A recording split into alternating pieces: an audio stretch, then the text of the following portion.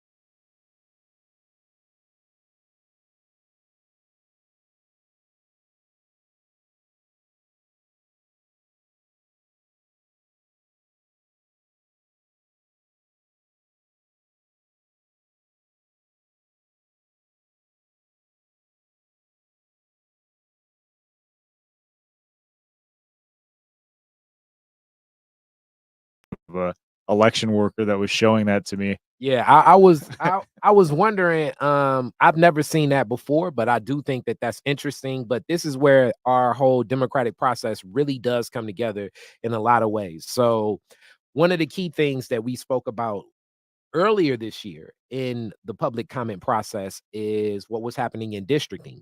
Districting with right now, definitely it looks like staying on the Detroit school board, Sherry Gay Dagnago, was talking about the districting connected to the census. So the census numbers decide how districts are drawn up and how many districts will exist in a state and what the power will be and what the weight of that vote will be.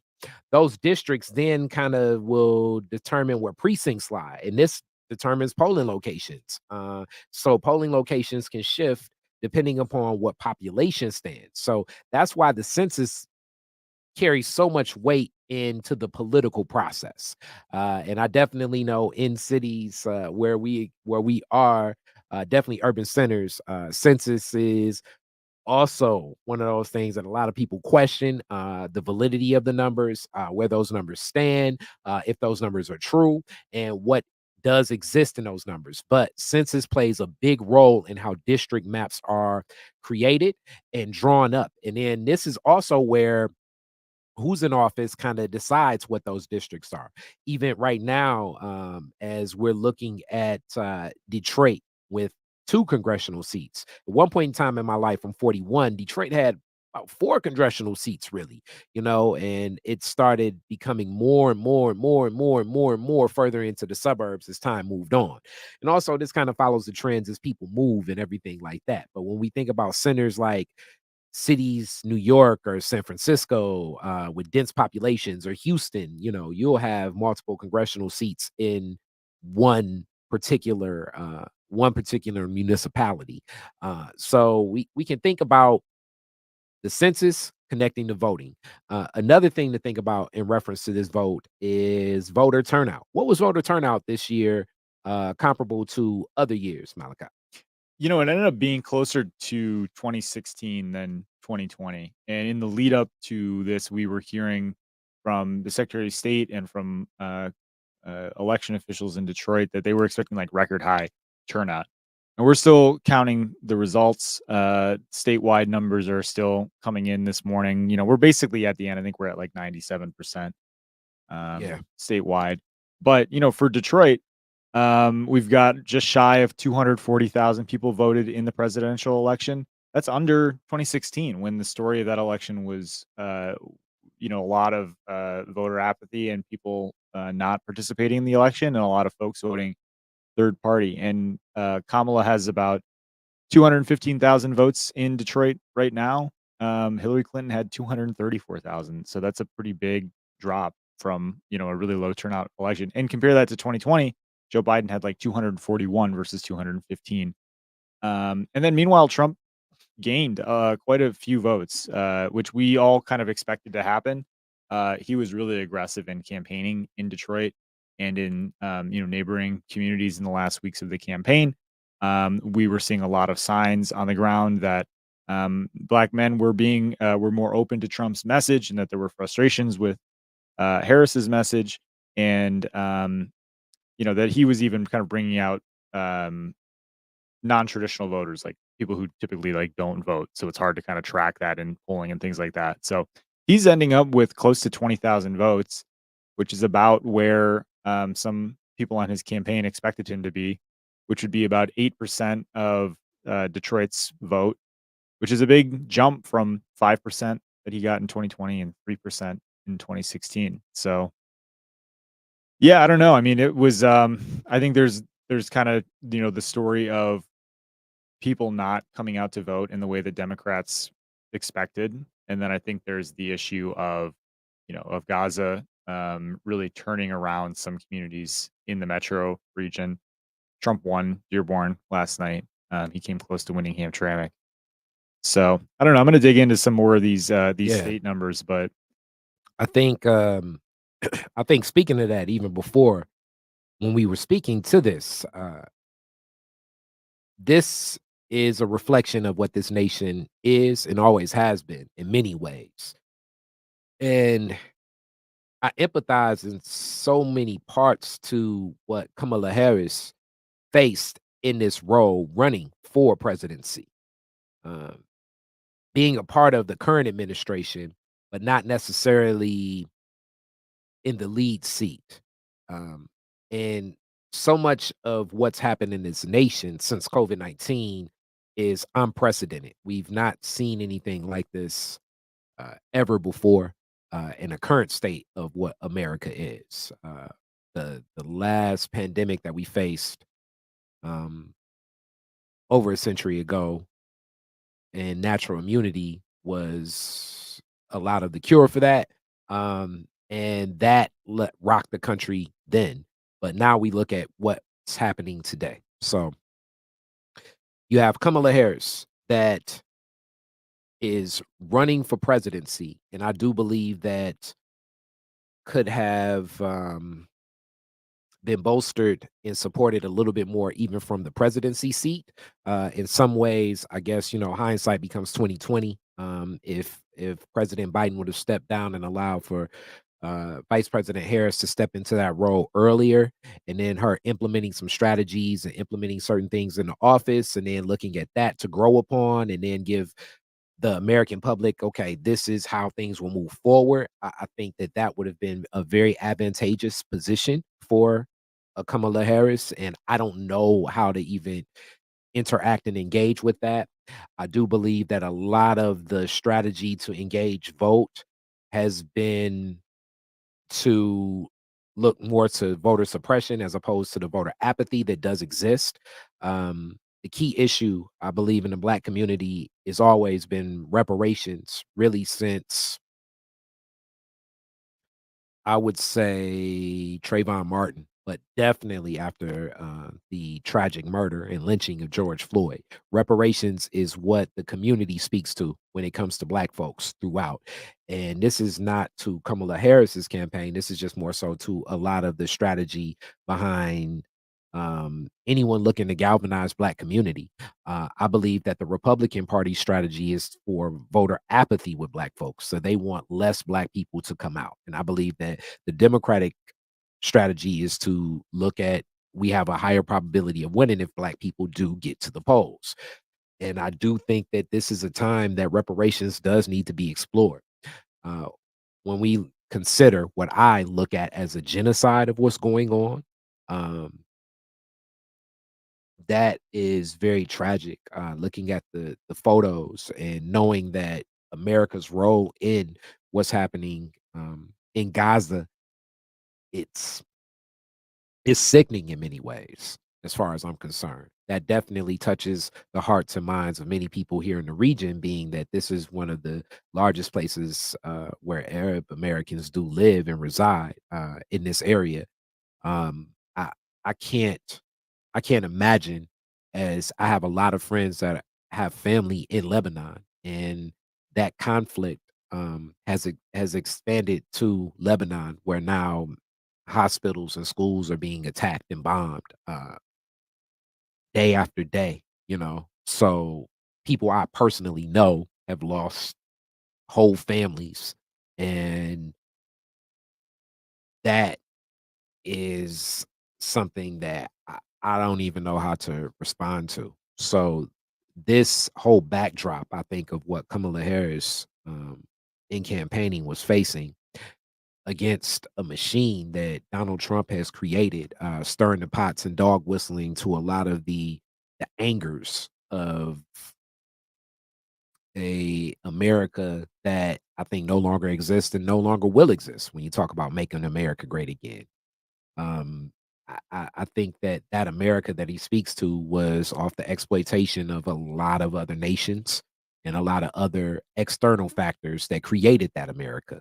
But he's dog whistling and speaking to something that that is looking to like galvanize the spirits and hearts and minds um, of, I believe, won't exist ever again.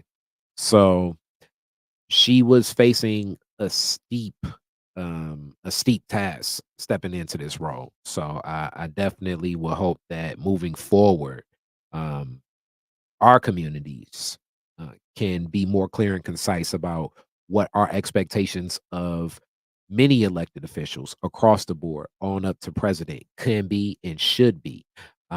And instead of waiting for our elected officials to tell us what they can do, we should be already poised and prepared to say these are the agendas and the points that our community stands upon, and please, where can you align with us and move us forward with where we're moving. So that's going to take our organization in our own communities. Detroit is different is definitely a platform where we're looking to offer that culture to heal the community. But with that, this is a platform where I'm open to sitting down and having a conversation with everyone that's looking to build and develop and pour into the grassroots of my neighborhoods. And my neighborhood can be extended to wherever those communities are. That's why I'm so glad that Malachi, you joined me with public comment and so many of the other partnerships that Detroit is different has gathered over time. I believe that a lot of this organizing is going to come from us to organize, and that's whomever and wherever you stand, whether that be politically, whether that be religiously, whether that be uh, academically. I'm looking to see where we can fundamentally look at building upon those premises where our virtues and values do stand for empowering our communities, and where we agree to. And where we separate, let's not work together. But where we do stand the line, I do want to stand the line.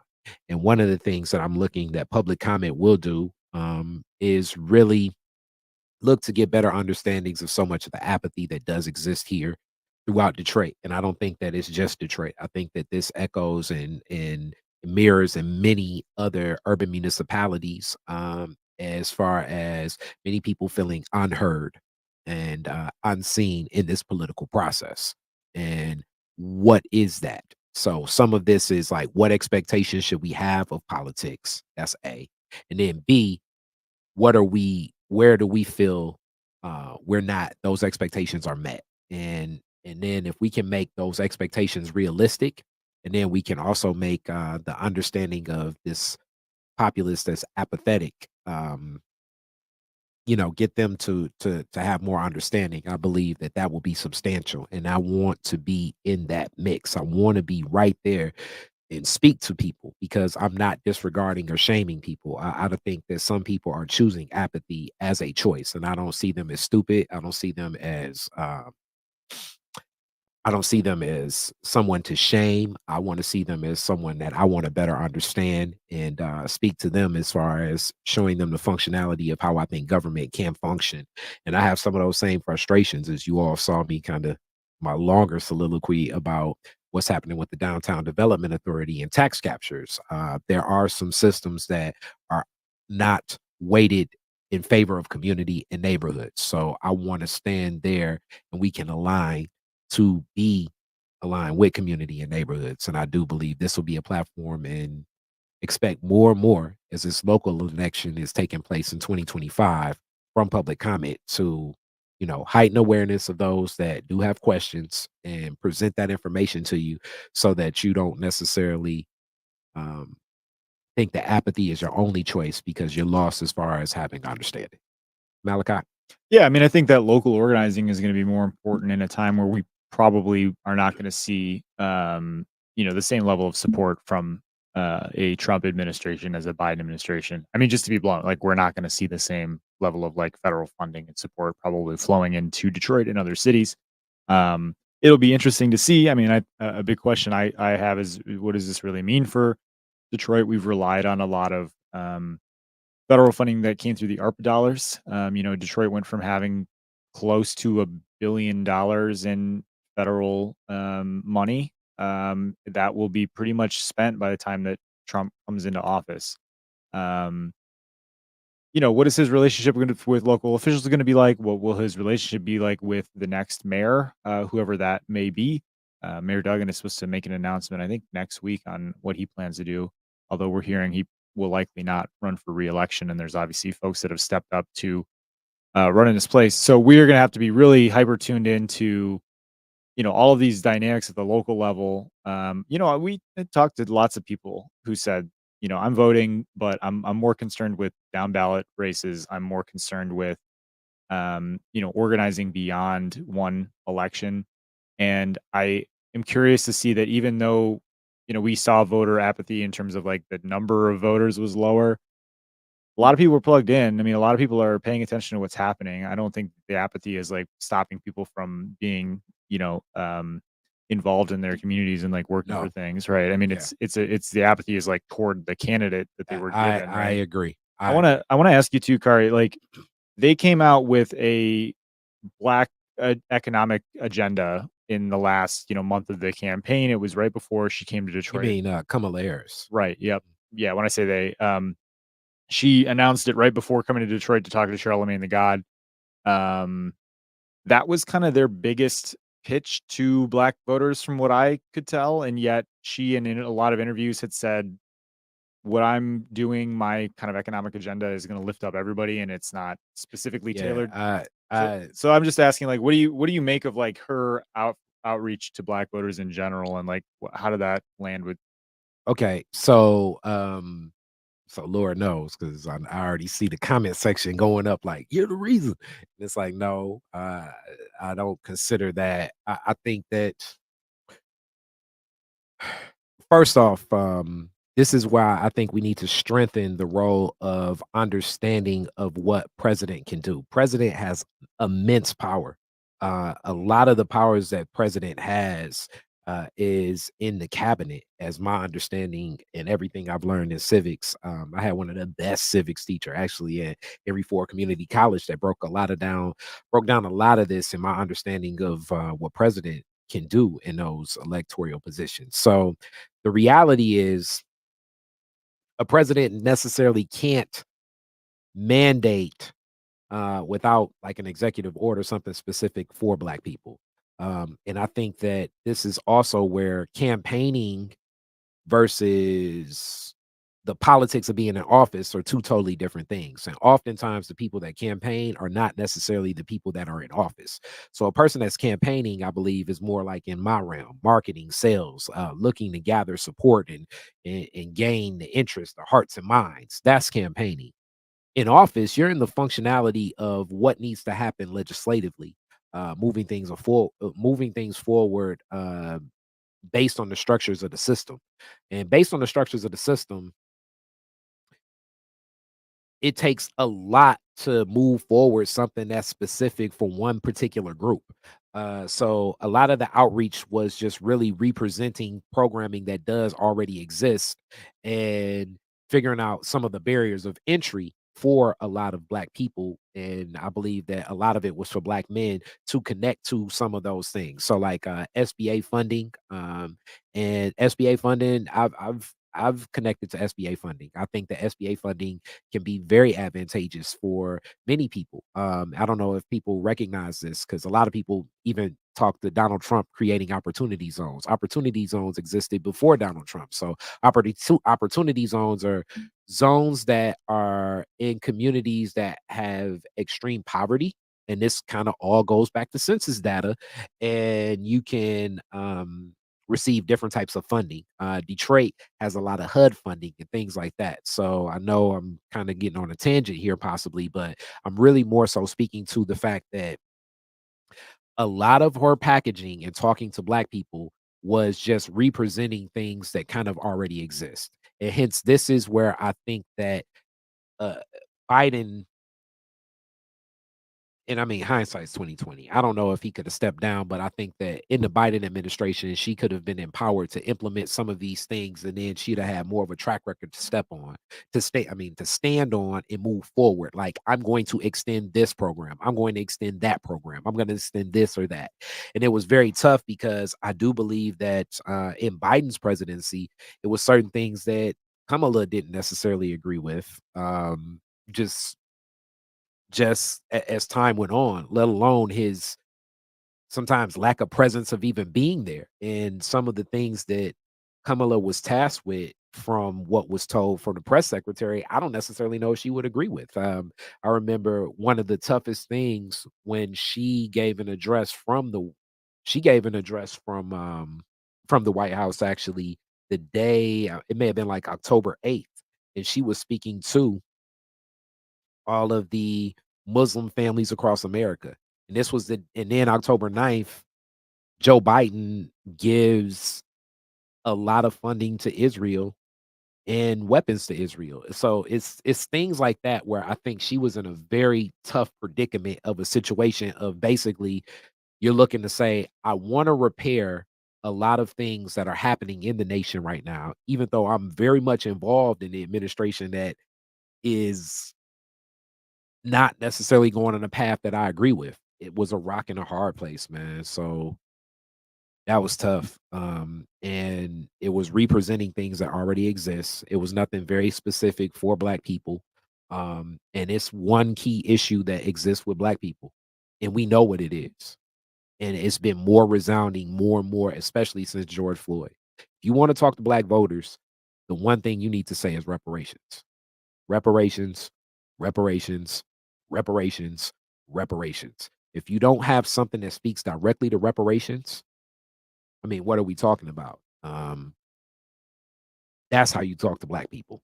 And when you speak to reparations, it needs to be very direct. It needs to be succinct. It needs to be well thought out. You need to bring some people in the room.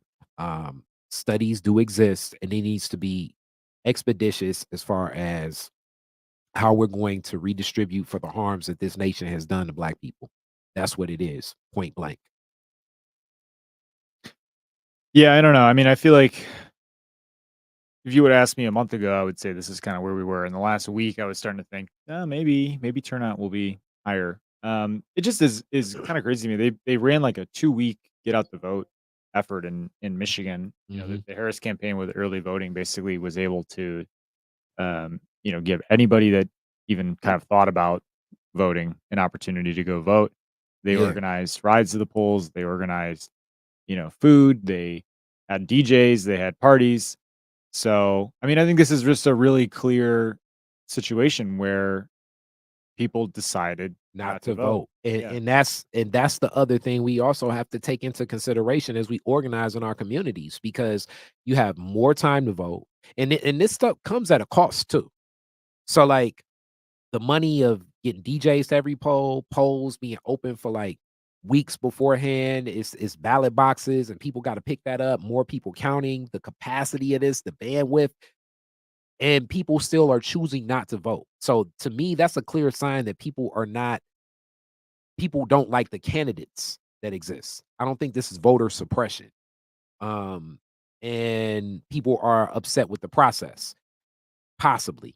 My thought process is I want to heighten people's understanding of the process here because I don't think a lot of people know the difference between a county commissioner and a city council member and the difference between what county does and what city does, what a state representative does versus what a state senator does. All of the powers of the city of the mayor. I can if I had a dollar for every time I heard someone running for city council that they're going to take executive actions, I would at least I would at least be paying a couple winter DTE bills, Like this we need to heighten the local civics that does exist. When I was in high school, I never had a local civics class. My mom graduated from Central High School in 1967 and she had a local civics class. But now most of what you're going to learn about local civics, you're going to learn from people that are locally engaged in politics. So you're going to meet people that are campaigning or running for office and they're going to tell you what people do, but it's not like a knowledge base. And hence, I've done some videos before, but we're going to do some videos again because people may not necessarily like seeing my mug sharing with you what the the role of our state our city government is. And even the way that the city of Detroit is chartered through the state of Michigan has a whole lot to do with what happens. Hence, a lot of what we want to move forward, as we're so used to hearing from corporate counsel, meaning the attorney for the mayor, is well, we got to break the Michigan charter if we want to do that. You know, as much as black people want reparations, the one thing that all Detroiters want is they want repayment for their overassessed taxes. We know that's what that people are going to speak to. Like it's the elephants in the room, right?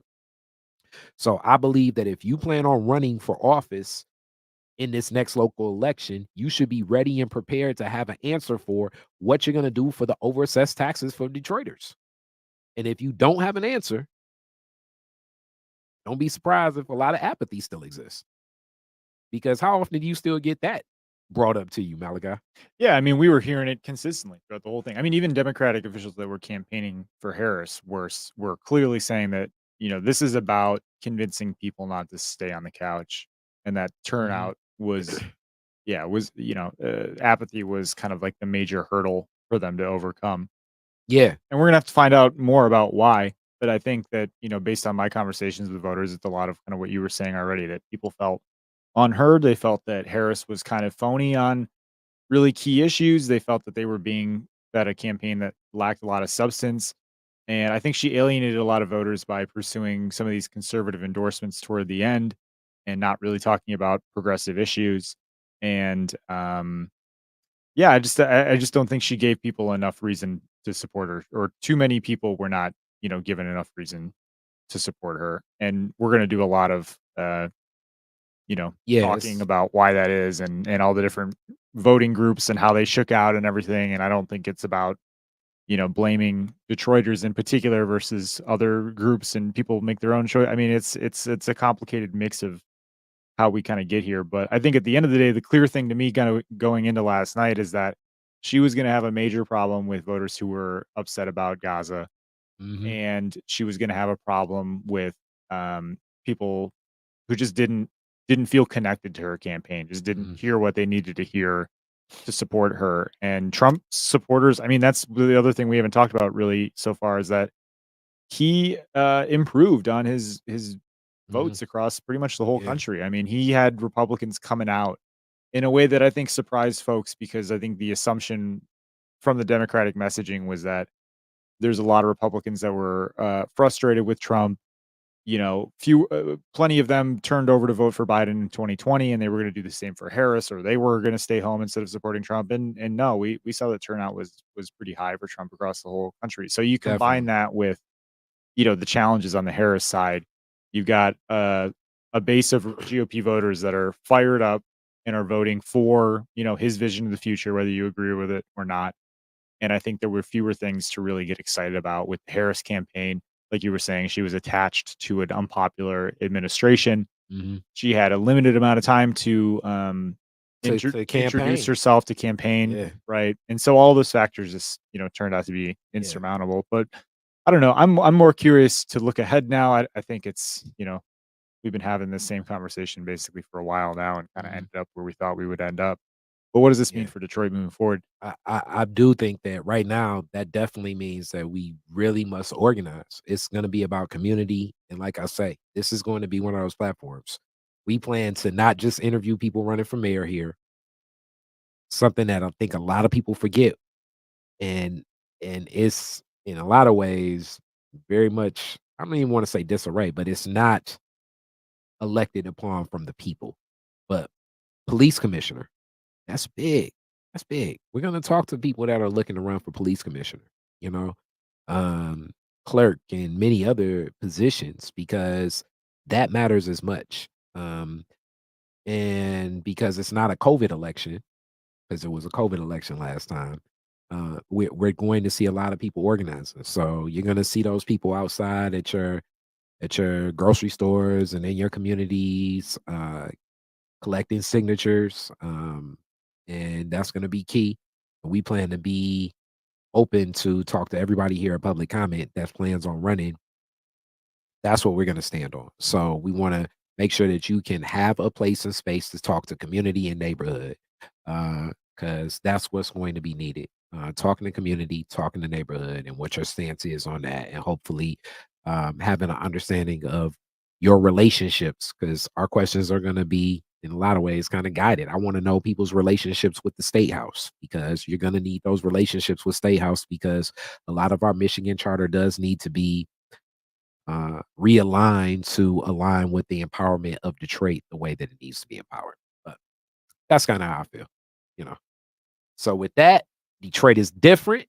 Next week, I'm sure it'll be a very interesting, interesting return to council, because council was off yesterday with the election and everything. But They only have a couple meetings left too. They're going on recess basically at the end of the month for the rest of the year. So I think they got like 2 or 3 meetings. yep, yep.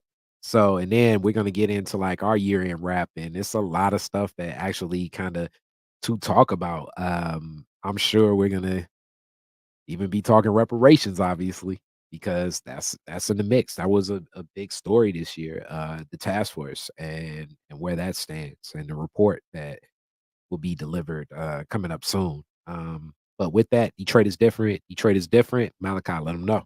BridgeDetroit.com is where we live. We are a free nonprofit news organization here in the city. We don't charge you for any content, and sign up for our newsletters. Those come in your inbox every day, basically now.